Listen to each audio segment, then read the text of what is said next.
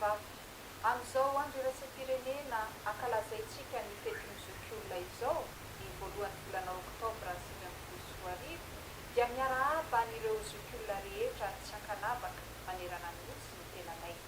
Ny fitondram-panjakana izay tarihan'ny filohajaina Andrinirina Rajoelina dia tsy manao ambanin-javatra anareo zokiolona satria tena ao anatin'ny veloranony izany ary efa navadika ny programan'ny gouvernement izay tarihan'ny Premier Ministra Tsay Christian ary ho tanteranay ministra ny mponina izay misahana izany.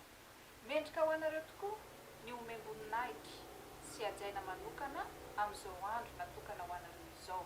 Andro izay nofidin'ny firenena mikambana nanomboka ny taona 1970 ho fahatsiarovana anareo zokiolona manokana manerana izao tontolo izao.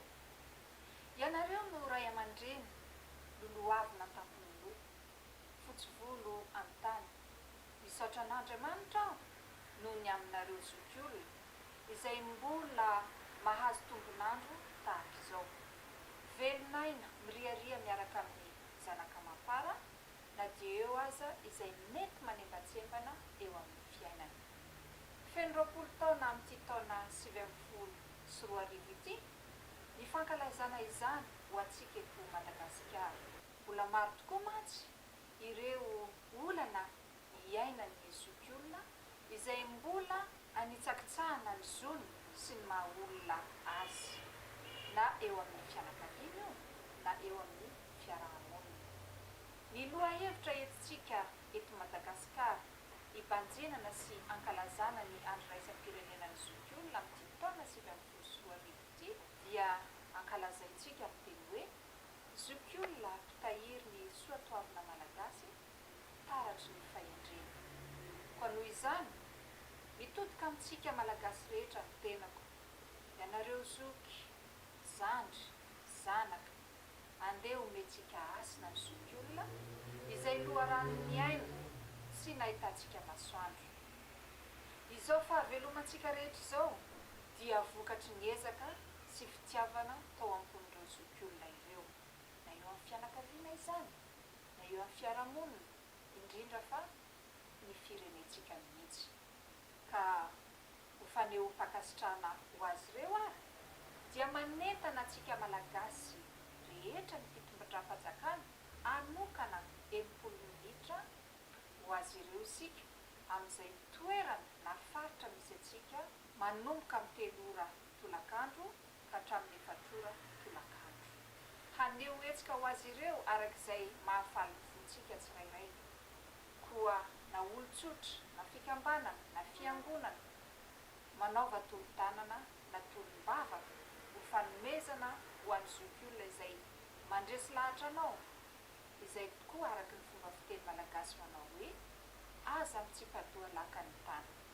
Nahasoantsika ireo ray aman-dreny sy zokiolona na hatafitantsika tsy aleo ve hanehoantsika fankasitranana.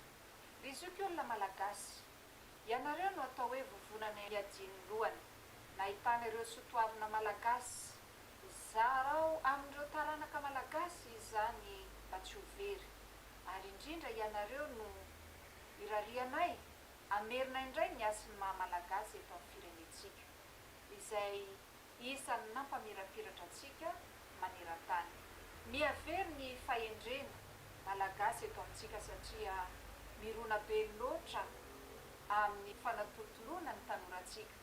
Koa eo ianareo zokiolona no andrandrainay ho taratry ny fahendrena.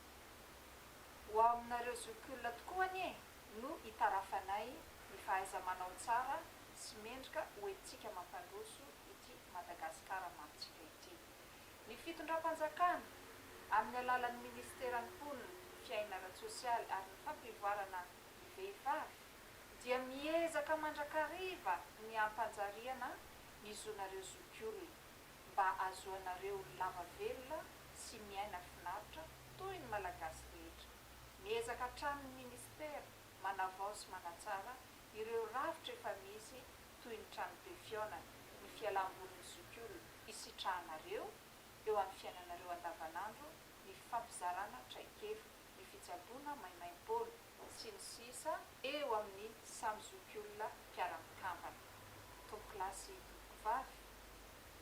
Mirary anareo rehetra ny tenako, na ny zokiolona na ny mpiara-miombonampoka rehetra, ary indrindra isika malagasy manontolo mba samy mitondra fiovana sy fampandrosoana ho an'ity firenentsika ity arak'izay tandrifantsika avy. Milavahany iainana tokoany ny zokiolona rehetra, hitain'Andriamanitra mankasitraka tompolalay mankateka.